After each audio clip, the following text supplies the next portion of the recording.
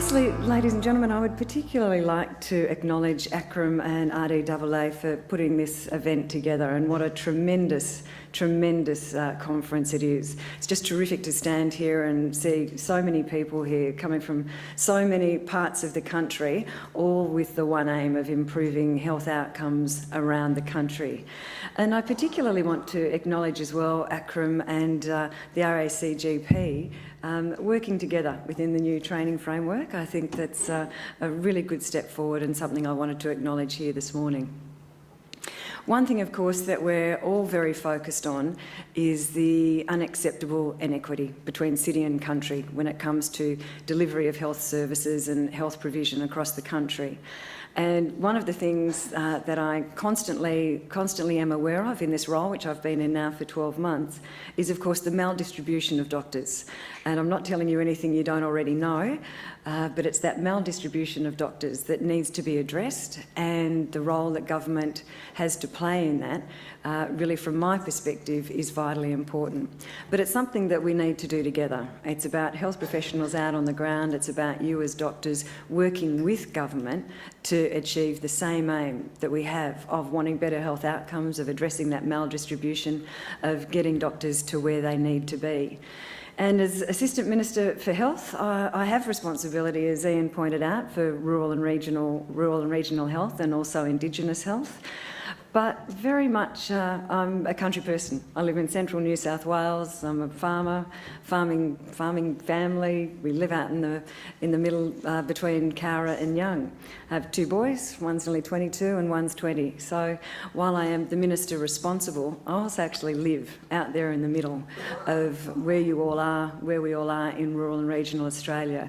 So while I've been in the Senate 9 years and very involved from a regional perspective, being in those communities, looking at those health services, I've been out there for over 25 years. So I bring, I think, to the role not only just the title, I guess, if you like, of the last 12 months of having responsibility for rural and regional health, but having decades of experience of being out there in the communities, talking to people, seeing firsthand exactly what's needed and what's necessary. And that's something I actually try to bring to my role now, is making sure that I connect with people out in the communities. I can sit in my office in Canberra, and with the greatest respect to my secretary and wonderful other people from the department here who give me great advice, nothing's as good as actually being on the ground, listening to people who are doing a job, who can tell me exactly what they think is needed.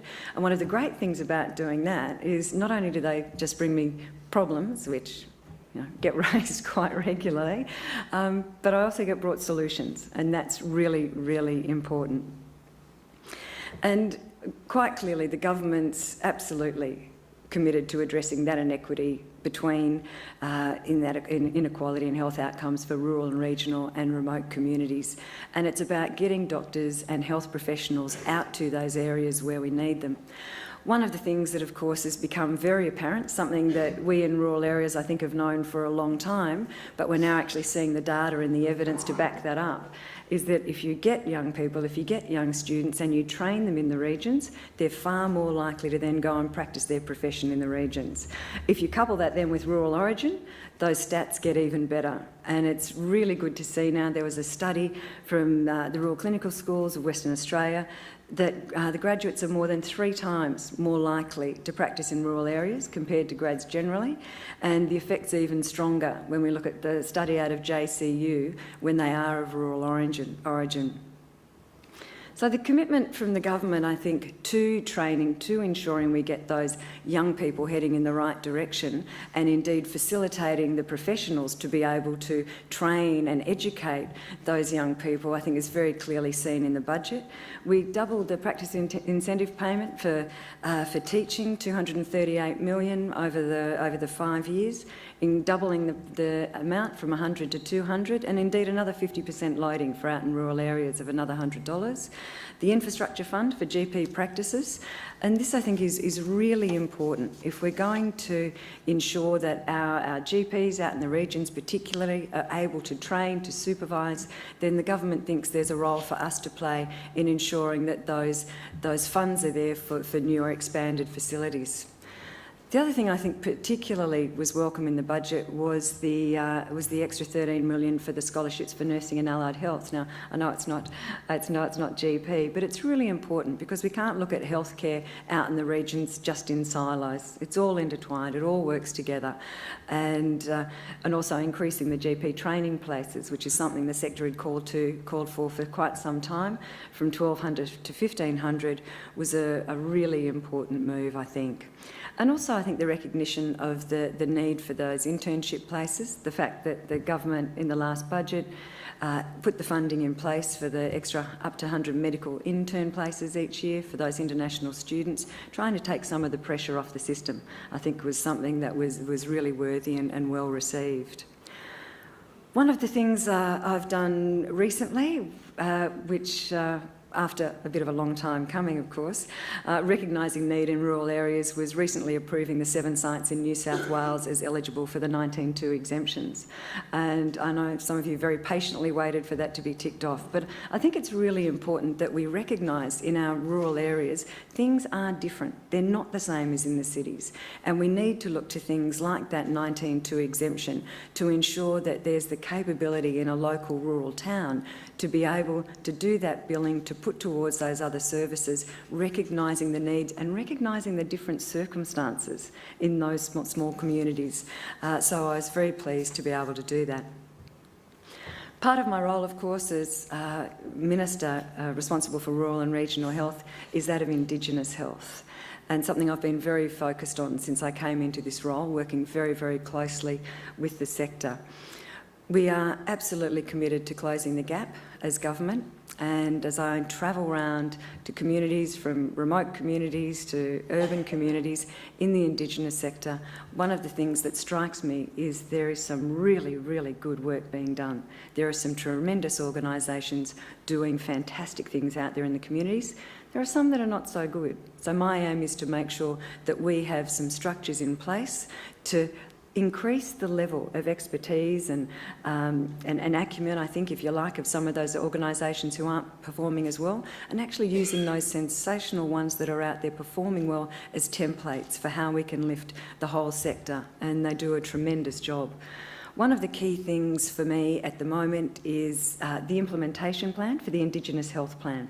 Under the previous Labor government, there was significant consultation across the Indigenous sector, coming up with the health plan, which by and large is a really good document, and I very much recognised the consultation that had gone in across the sector going into that document.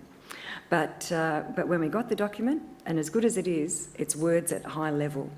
The real challenge now is turning that into an implementation plan that's going to make a real difference for people and have real outcomes on the ground in our Indigenous communities. One of the things that's key for me as Minister, which became apparent very early on and is something that I hold as a real priority, is the importance of rural generalists. And wherever I go around the country, it's raised with me, and the importance of it is absolutely something that's very, very high on my agenda. When we look at rural generalists, and I've sort of been around for quite a while now, when we look at rural generalists, it's the ability to fit into being that clinician we need in our rural communities that fits those sets of circumstances. So from the government perspective, it's really important we do what we can to facilitate that. We're supporting the state-based rural generalist programs by funding vocational training positions, and we really need to increase the importance, the acknowledgement of the importance of rural medical pipeline strategies. From my perspective as Minister, when I look at rural communities, if we can get young people from the beginning, train them through, have them on a pathway where they know where they're headed, and where they're headed is out into those rural communities where we need them to go, I think that can be a tremendous outcome. And the government focus, in light of that and other things, is really, for me, on one particular thing when it comes to delivery of better health outcomes and services in rural areas. And it's about getting the right doctors with the right skills to the right places. And for me, that's underpinning the decisions that I'm making and the policy work that the government's doing. Because as simple as that one sentence might sound, I think it encapsulates exactly what we're trying to do. So there are 4 key areas that I want to talk about this morning that really fit under that, getting the right doctors with the right skills to the right places. And the first is the districts of workforce shortage. What has become very apparent is some of the DWS areas. It's been raised with me quite a considerable amount of times, is that because it's been working off old data, there's a mismatch, if you like, between the current situation in a town and the DWS statistics. So I'm very pleased to announce today that we're revising the system and we're using new updated data to underpin that DWS system. We think this is going to go a long way to addressing some of those anomalies and concerns out there in the community about those towns and the way they're being looked at in terms of that DWS status at the moment. And we'll use that latest ABS population data and make sure that it is updated to properly reflect what those DWS towns actually should look like. It's also going to change the timing arrangements. At the moment, as you'd all know, DWS can sort of bounce in and out in a 3-month period. We're going to move to a 12-month interval, which is going to give a lot more certainty, I think, to people out in rural communities about how the DWS is operating. But what we will also do is build in a layer of flexibility over that up to about 10%. So where we've got DWS towns that are quite close to that line, if you like, the department's going to have the flexibility to be able to look at them and see whether or not they really should be a DWS. And I think this is going to be a tremendous benefit in terms of how we're looking at those towns that currently are classified as DWS, and it's going to be a much better system in my view. We're going to kick that off in February. That will just give us time to finalise the changes and to make sure everybody out there in the sector and across the communities are aware of the changes before we move to actually kicking that change off, before it actually commences. Another area that has been raised with me over the last 12 months is that of the bonded medical places. And currently, as you'd all know, the bonded medical placement program requires doctors to go only to a DWS. But responding to a lot of the concerns that have been raised with me about that, I can announce today that we will now broaden that out to include that those people on that program, they can go to a DWS, but they can also go to a town of smaller than 15,000 population, even if it's not a DWS. And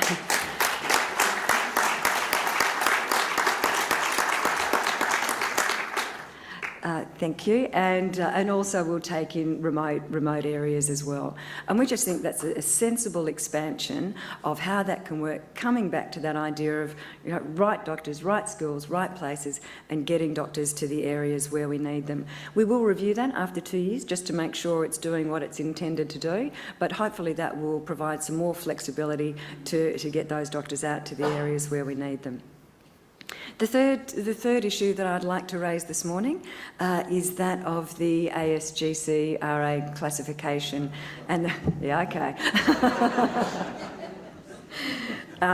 As it currently stands, and I know there's been a lot of interest in this for a long period of time, including from me in opposition, I do have to put my hand up and say, as part of a Senate inquiry that looked into this. And quite clearly, this was brought in 2010, and there are some significant anomalies.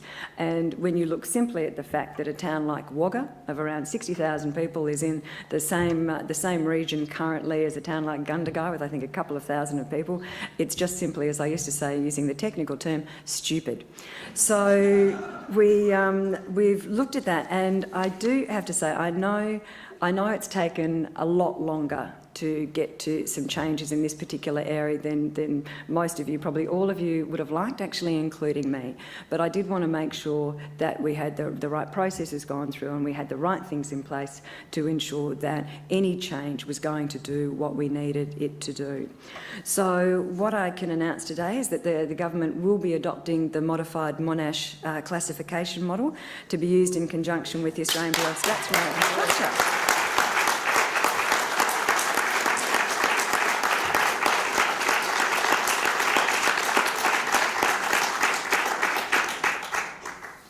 Thank you. So what we'll be doing is moving to the change structure. It will be the modified Monash with the 7 regions as opposed to the 5 currently under the ASGC-RA. What that will then do, as I'm sure you all know, is allow that differentiation between town size. So we'll have the modified Monash model 2, 3, 4, 5, which will all be the breakdown of the current 2 and 3, and it will be in town size. So above 50,000, 50,000 to 15, 15,000 to 5, and then 5,000 and under. We believe that will give a much better delineation in terms of making sure that incentives go and sit with those particular areas of need. What I have done though is respond to out there in the sector. It became very clear that a move to that model was what was wanted across the sector. But I was also very conscious of the request to consult about that. And indeed, I noted, I was even going back and reading one of the releases from the RDAA and AMA earlier this year, and I do have to quote this, and it was both the AMA and RDAA support the modified Monash model of rural classification, which is strongly evidence-based and incorporates other factors such as population size in classifying rural communities as a replacement for the ASGC-RA, and also went on about the importance of consultation. So what I'll be doing is appointing an expert panel to lead consultation now for a period of around 6 weeks to look at how the first cab off the rank, of course, with the modified Monash model change will be the GP RIP program, will be the Rural Incentives program. So that panel, that expert panel, will now be appointed to lead the consultation with the sector to how that GP RIP program will look over the top of the new modified Monash model system. And I think it's really important that we have that period of time for consultation, as has been asked for, so that we make sure we get that right. So we make sure that having made this structural change to the modified Monash model, we get those that program right that currently exist melded in over the top of the modified Monash model. And I think it's going to be really important, as I say, that we do that consultation. As part of that, also, we are looking at, and I'll just backtrack actually, just one of the things I wanted to say is just to give you some examples about the differences that the modified Monash model will make. So we've got Charters Towers now will be in a different category to Townsville, Port Fairy will be in a different category to Ballarat, Gundagai, as I've said, will be in a different category to Wagga, Parkes will be in a different category to Darwin, Sale will be in a different category to Mildura, and Mossman, the one in Queensland, will be in a different category to Cairns. And when we even just start looking at those sort of comparisons, we can see that the difference that this is going to make in terms of making sure that we get it right. We're also going to keep the ABS areas of remote and very remote Australia maintained as they are in the system, because regardless of town size in those areas, they are remote and very remote, and they are different to everywhere else, and in our view they need to be treated differently. We're also going to look at one of the things that was put up, I think, by the technical working groups, and some early work around this was the buffer zones, the issue of the buffer zones. That will be considered by the working group and in the consultation period. This is where we've got a really small town next to a very large regional centre in a very, very near capacity, measured by road, not as the crow flies, but I'm very interested in the consultation around that and how we might address that, again, to make sure we reduce any possibility, any potential, if you like, for anomalies to arise. We've had enough of those, and we're hoping to get this as close to the best model as we possibly can. The The other issue that I will be asking the panel to consider as part of their consultation, which is broadly looking at workforce issues, rural workforce issues, and I'll also be tasking the panel to, through its consultation, to consider the value of exposing junior doctors to general practice. This is something that's been raised with me again right around the country, and I think it's a real opportunity to give that panel in consultation with the sector to look at the value of that exposure for junior doctors to that rural general practice.